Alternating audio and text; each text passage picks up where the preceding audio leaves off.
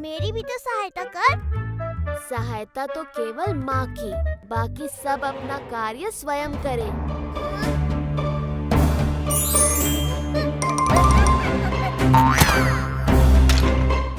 बलराम ध्यान से। हाँ माँ।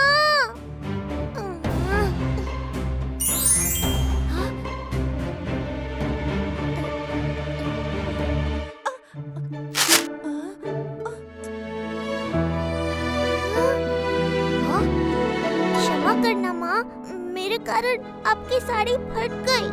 कोई बात नहीं बलराम, मैं इस साड़ी को अभी ठीक कर देती हूँ।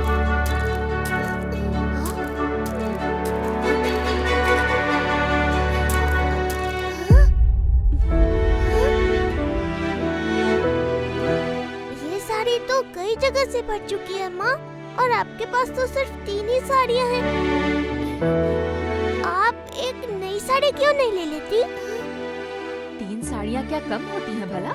नई साड़ी पर पैसे क्यों व्यर्थ करें? इसे तो मैं चुटकियों में एकदम नई जैसी बना दूंगी।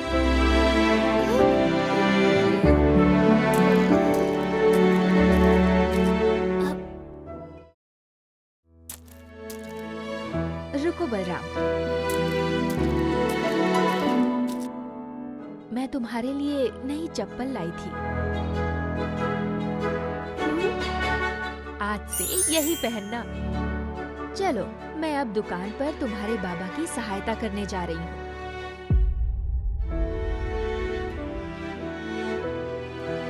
मेरी चप्पल तो अभी ठीक चल रही है, फिर भी माँ नहीं ले आई। परंतु उनकी सभी साड़ियाँ खराब और पुरानी हो चुकी है, तब भी वो नई साड़ी नहीं ले रही।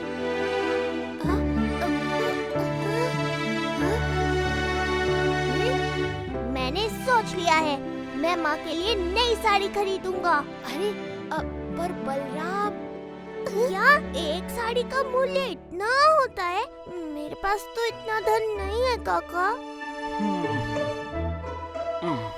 मैं तुझे यही तो बताने का प्रयत्न कर रहा था बलराम।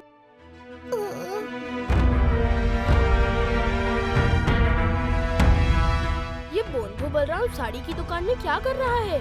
देखूं तो। माँ के लिए नई साड़ी तो मैं लेकर ही रहूंगा। यदि मैं दुकान से नहीं ले सकता तो घर पर अपने आप बनाऊंगा। पर बलराम, नहीं जगन, ये माँ के लिए है। काका, इतने पैसों में साड़ी बुनने के लिए कोई धागा मिलेगा क्या?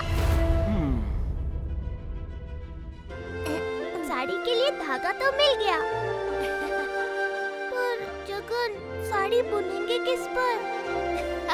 मेरे भोले मित्र, मैं तुझे दुकान पर यही तो समझाने की कोशिश कर रहा था। माँ, बड़ी भूख लगी है, जल्दी से खाना खिला दो ना। हाँ हाँ बेटे, अभी खाना लगाती हूँ। पर तू था कहाँ? बड़ी देर लगा दी आने में। वो मैं बलराम के यहाँ गया था। ये बलराम भी ना अपनी माँ के लिए साड़ी बनाने की बात कर रहा है। कितना भोंदू है वो माँ। हाँ हाँ, कम से कम वो कुछ कर तो रहा है अपनी माँ के लिए। तूने आज तक कभी कुछ लाया है मेरे लिए?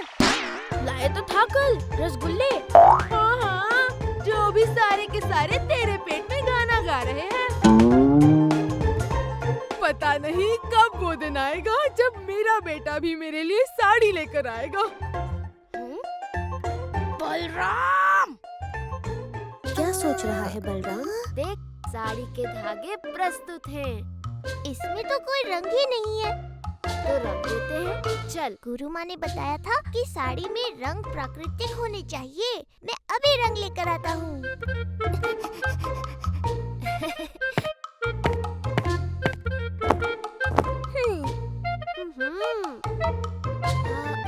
ये सब क्या है बलराम? प्रकृति के वो सारे रंग जो माँ को बहुत अच्छे लगते हैं। मैं अभी इन्हें इन धागों पर चढ़ा दूंगा। पर कैसे? वो तो मुझे नहीं पता। जोकर, अब तू भी मुझ पर हंसेगा तो मैं माँ के लिए साड़ी कैसे बनाऊंगा? माँ की साड़ी तो आज बन के ही रहेगी।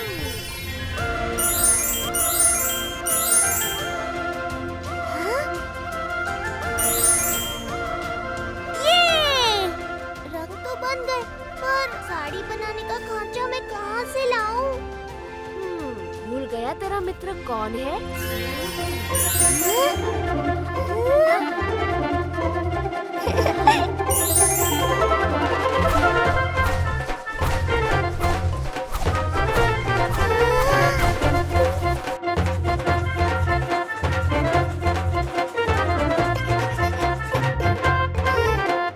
धन्यवाद प्रभु।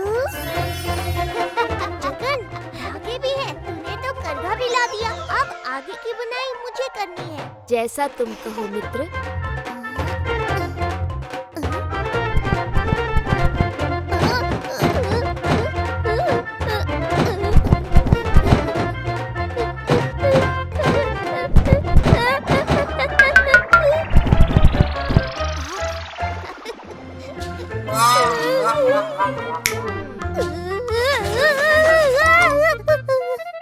जगन, बस साड़ी बुनने में थोड़ी सी सहायता चाहिए, पर उससे अधिक नहीं, थोड़ी सी, ठीक है?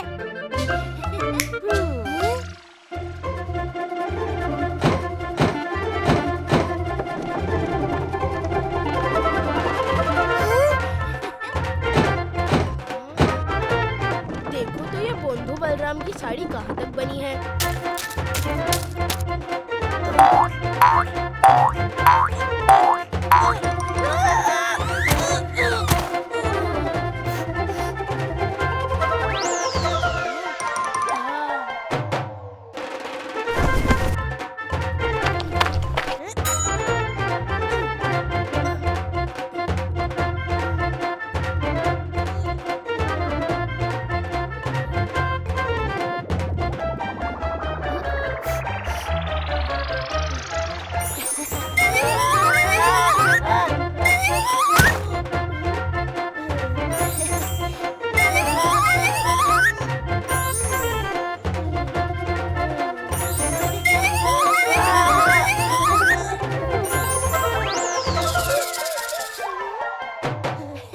ये तो दामू लग रहा है। तू दामू को छोड़, अपनी साड़ी पर ध्यान दे।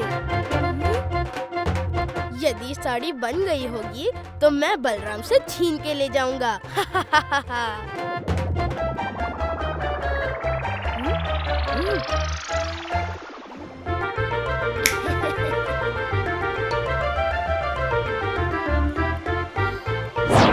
ये पत्थर, ये हवा में उड़ कैसे रहे हैं? बचाओ! मुझे बार बार ऐसा क्यों लग रहा है कि दामू आसपास ही है? तुम्हारा मित्र सामने खड़ा है और तू बार बार दामू के बारे में ही सोच रहा है। जगन, तू भी ना। अच्छा, अब क्या धागों पर रंग भी मुझसे ही चढ़वाएगा?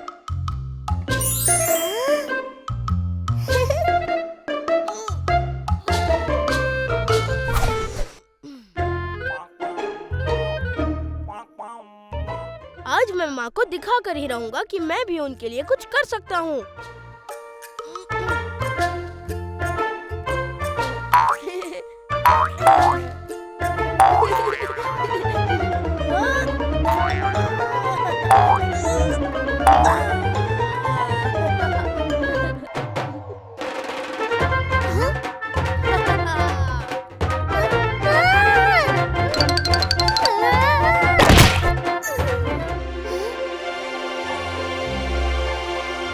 दामू, मुझे नहीं लेनी माँ के लिए साड़ी। उन्हें चाहिए तो पिताजी से बोले। मैं तो बच्चा हूँ, मैं क्यों ये सब कर रहा हूँ? माँ आती ही होंगी और ये रंग तो। चिंता मत कर बलराम, मैं कुछ करता हूँ। नहीं जगन, तूने अभी तक बहुत सहायता की है। माँ के लिए मुझे साड़ी बनानी चाहिए थी, पर मैंने तो कुछ भी नहीं किया। बलराम, क्या वो केवल तेरी माँ है, मेरी नहीं? ऐसी बात नहीं है जगन, मुझे बस बुरा लग रहा है कि मेरा कोई योगदान ही नहीं है साड़ी बनाने में। तूने ये करने का संकल्प लिया, यही सबसे बड़ा योगदान है मेरे भोले बलराम। हर प्रश्न का उत्तर तू है, हर समस्या का समाधान तू है, और तेरे साथ होने पे मेरी कोई आवश्यकता नहीं, मेरे सखा, मेरे प्रभु। और तेरे बिना मैं भी तो अधूरा हूँ मेरे मित्र। अब बस देखता जा मैं कैसे माँ के लिए एक अद्भुत साड़ी बनाता हूँ।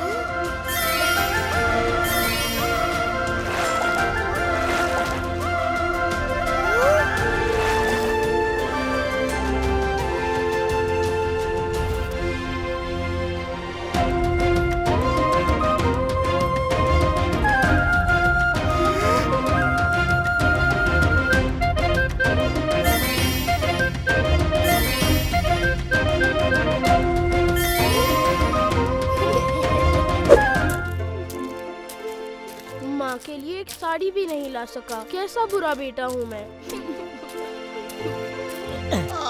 आज कोई श्रमिक नहीं मिला। पता नहीं मैं कैसे इतने गट्ठर दुकान तक पहुंचाऊंगा।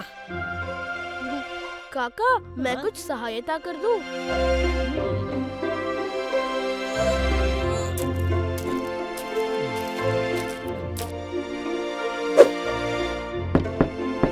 बलराम, द्वार खोलो। माँ आ गई।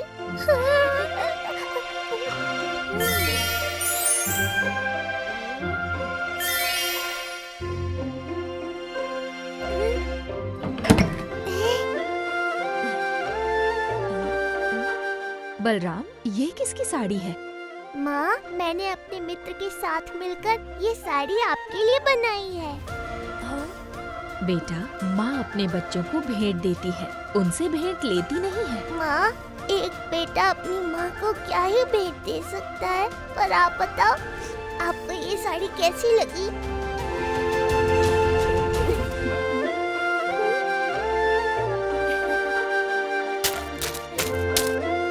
देखो माँ, मैं तुम्हारे लिए साड़ी ले आया।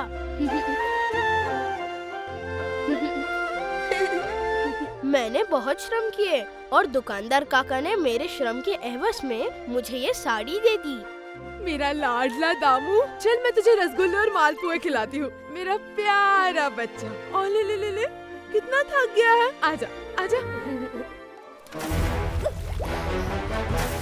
अब जल्दी बता, कहाँ से मिला तुझे वो जादुई मटका? नहीं तो दूंगा ऐसा झटका और यही डुबा दूंगा आज पक्का। प्रभु, इसने तो हद ही कर दी। मैं सबक सिखाती हूँ इसे। अरे नहीं प्रिय, तुम्हारा गुस्सा बड़ा खतरनाक है, मैं देखता हूँ।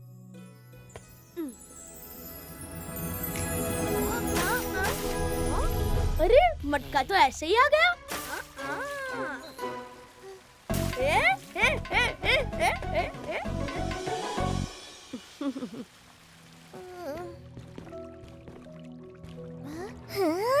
जगन, तू आ गया छुट्टी से। मैंने तुझे कल कितना याद किया। मैंने भी। देख तेरे लिए क्या लाया।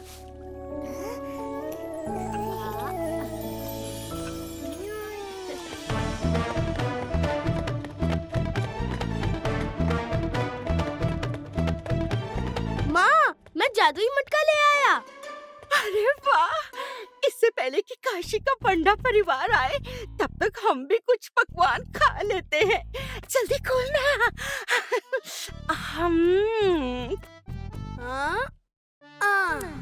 स्वादिष्ट। मुंह में पानी आ रहा है।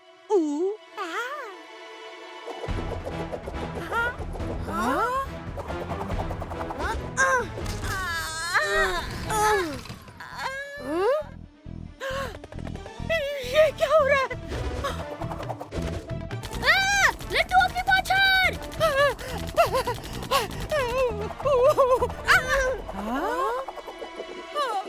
बचना है चोरों और मुफ्तखोरों से, मारो इन्हें जोर जोरों से।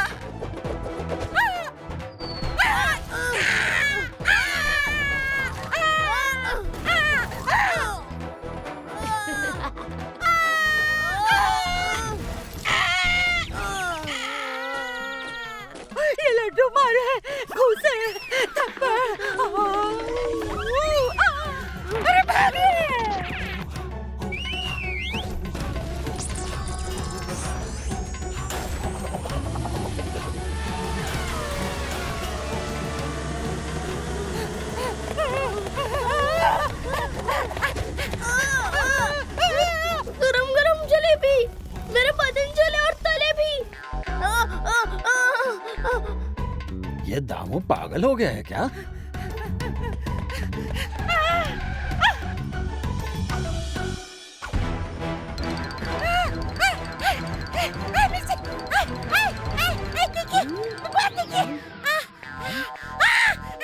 ये राधानाथ जी की पत्नी रास्ते में क्यों नाच रही है?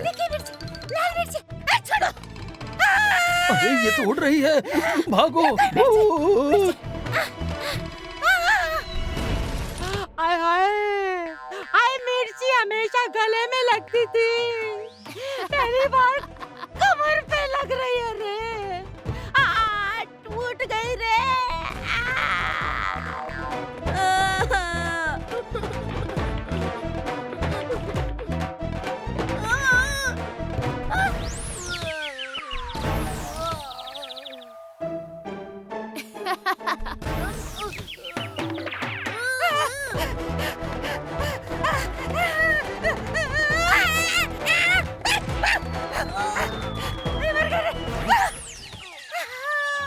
अरे गाजा ने मारा चाटा और चींटियों ने बड़ी जोर से काटा। लगता है इनका खाना कम करना पड़ेगा, खा खा के पगला गए हैं। दामू बेटा, ये मटका तुम्हें कहाँ से मिला? कहाँ से लाई ये मटका? माँ मैंने बलराम को तालाब पे जबरदस्ती पीटा और ये मटका ले आया। ओ, तो चल बेटा, उसी तालाब पे जाके बलराम से पूछते हैं कि इसका समाधान क्या है। हाँ चलो जल्दी से जाते हैं। चलो जल्दी